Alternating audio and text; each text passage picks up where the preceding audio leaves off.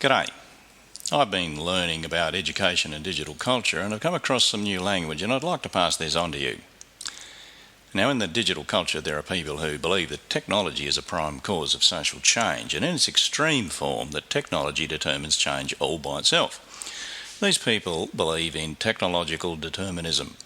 So technological determinists are people who have the unfortunate belief that we are basically tool-guided creatures. The useful thing about terms like this is that you can quickly and conveniently label people. For example, you might hear someone saying something that on the surface sounds quite sensible, such as the invention of the phonograph led to a reduction in the number of live music performances. You can then say with a raised eyebrow, so you're a technological determinist. Being able to label a person's thinking is very useful in brushing aside subtlety, nuance and clarified in discussions. The conversation can then move on to an exploration of hard and soft technological determinism, and if you've got time, technological utopianism. Meanwhile, the fact that people in the 1930s did choose not to go to the Schultzes for an evening and recitals and singing, and instead stayed home and listened to Mario Lanza on the phonograph, is entirely forgotten.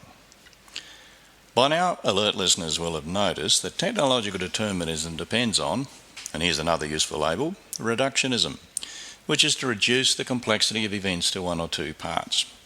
Reductionism is generally seen as a bad thing because it is the opposite of a holistic view, which is a good thing, that there are no independent causes of anything. This brings me to another excellent two terms to use in discussing digital culture, namely utopian and dystopian.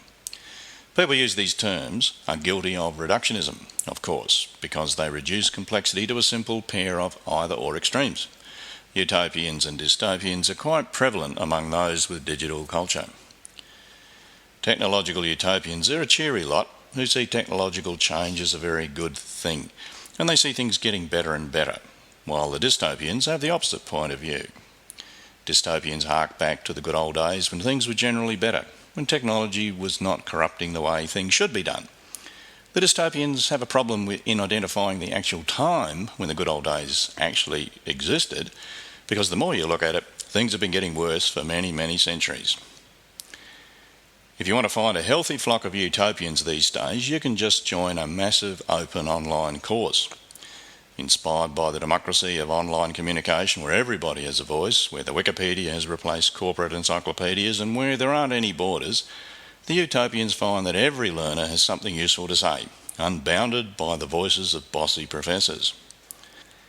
Now, if you've been paying attention, you will have observed that belief in technological determinism and utopian versus dystopian attitudes operate quite independently of one another. So you could find, for example, a hard-line technological determinists who are either utopians or dystopians, and all the variations in between. Right, I hope that's all clear now. I'll see you later.